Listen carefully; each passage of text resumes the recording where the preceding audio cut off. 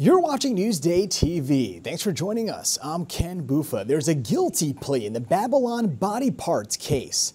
Amanda Wallace, who was not charged with the killing, pleaded guilty to 5 charges, including concealment of a human corpse. The 41-year-old admitted to helping her 2 housemates cover the killings by scattering body parts in a park. Wallace says her housemates Alex Nieves and Jeffrey Mackey did the killings in the Amityville home, and the 2 housemates are due back in court on Wednesday. Now, a group of high school students found the remains of Malcolm Craig Brown and Donna Connealy back in February. Wallace will serve between 1 to 3 years in jail as part of the plea deal. And a report says the local congressman put an ex-girlfriend and his fiance's daughter on his payroll. Virginia Huey has a story.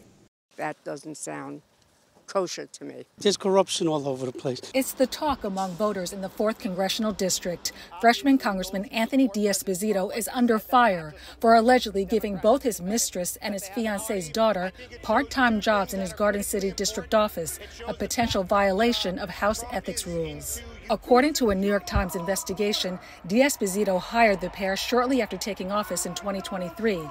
Paying both women over $27,000 in taxpayer money. Do you deny any of the allegations that He's got to go vote. Congressman DiazBazito did not deny the allegations when asked by a Newsday reporter in Washington, D.C. In a written statement, DiazBazito called the report a, quote, slimy partisan hit piece.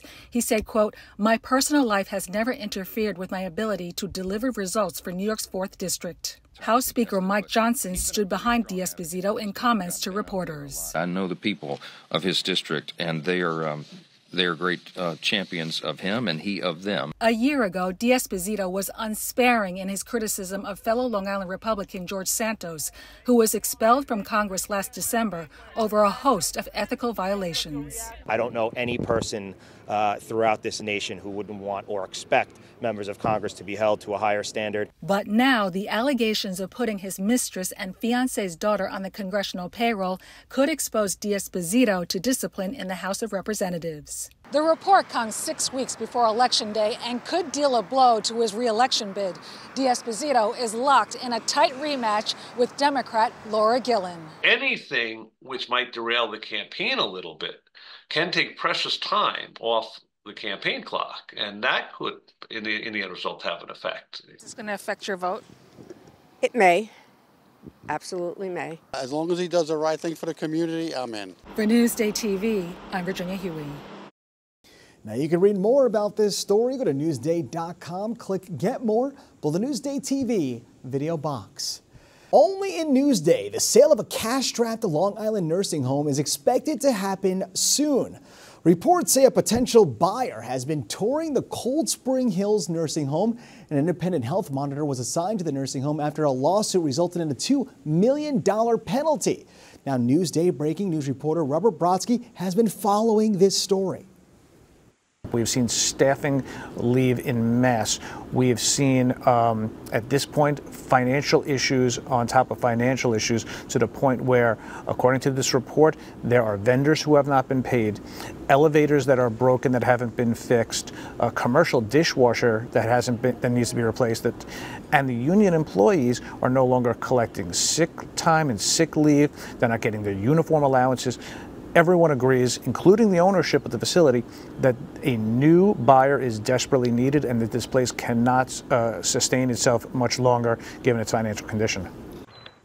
Now, the report says the home has lost about 45 residents in the past 3 months, and that adds to losing $15 grand per day in resident fees.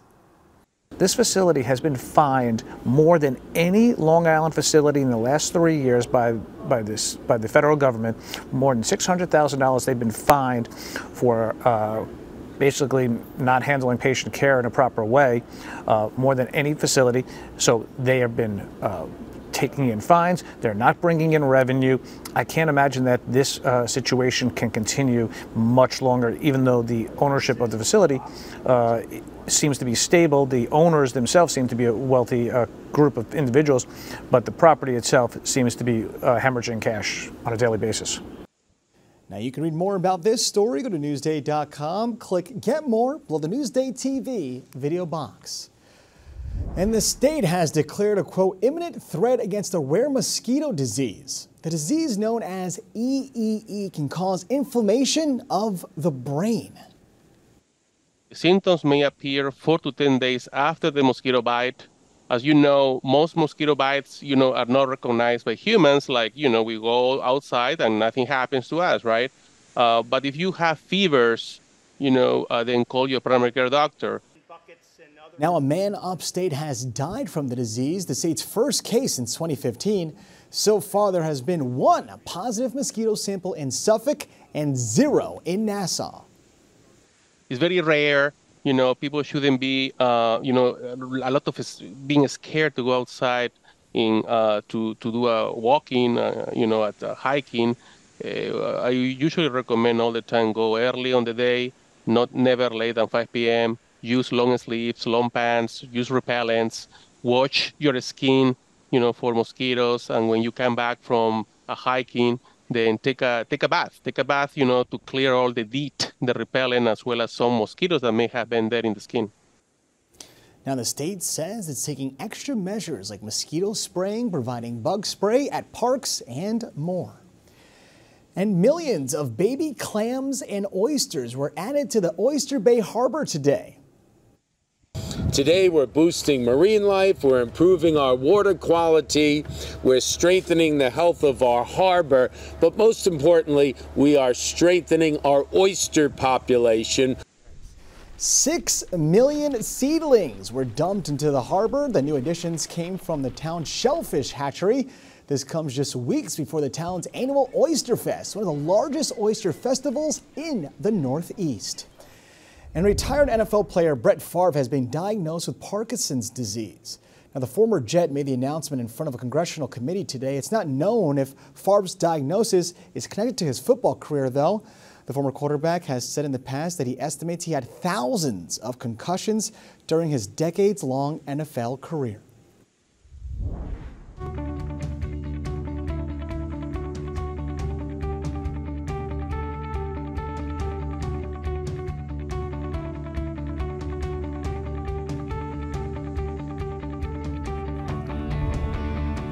High tea and a ball searching for the season's diamond. These Bridgerton events will make you the talk of the town. Elisa DeStefano has a story you'll see only in Newsday. High tea at Long Island's castle. Bridgerton is quite a sensation right now. And we have a castle. We're the only castle anywhere around. So what a perfect setting for it. Ohika Castle is hosting a Bridgerton-inspired high tea. This is certainly a tea party fit for a queen or a king. My point of view of the show is marriages are brokered, gossip is shared, and it's done over delicate porcelain teacups. Feast on decadent desserts and fancy finger foods. Everything is about size. Everything has to be dainty. You have the classics there. You have cucumber and watercress. There's a little bit of lox and cream cheese there too. I'm a New York boy, so I couldn't.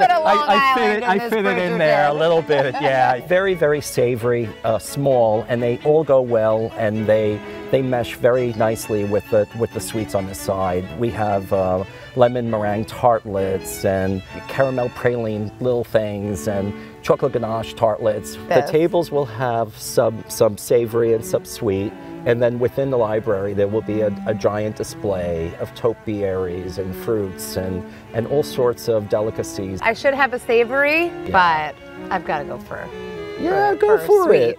Romance, scandal, and tea cakes. Okay, what's better than that? Find it all here. And this is just a small sample of what you'll find here in Huntington on Sunday, September 29th. You can take your tea and stroll through the formal gardens. And you're invited to walk the hallways and explore the entire estate. This was the Regency era of England, and it was all about high formality. How perfect. A castle setting, beautiful attire, tiaras, men in tuxes and tails. We have the location. We're having the party. To the tea party. Click in. Tea party. Elisa DeStefano, Newsday TV. Now that's fancy. Now to read more about Bridgerton-inspired events on the island, go to Newsday.com, click Get More for the Newsday TV video box. All right, let's see if you can have your tea outside as we take a look at your Long Island weather. And I think you might want to stay indoors because the sun is doing the same. As you can see, we have mostly cloudy skies. Tonight we're in the high 50s. As for tomorrow, we have clouds all day. It will be a little cooler than usual, which you can expect now that we're in fall. And as for the 7-day forecast, Thursday looks like rain, but we look dry for the weekend. But man, those clouds are sticking around. Long Island weather is brought to you by PTRC. You're watching Newsday TV. I'm Ken Buffa. Thank you so much for joining us.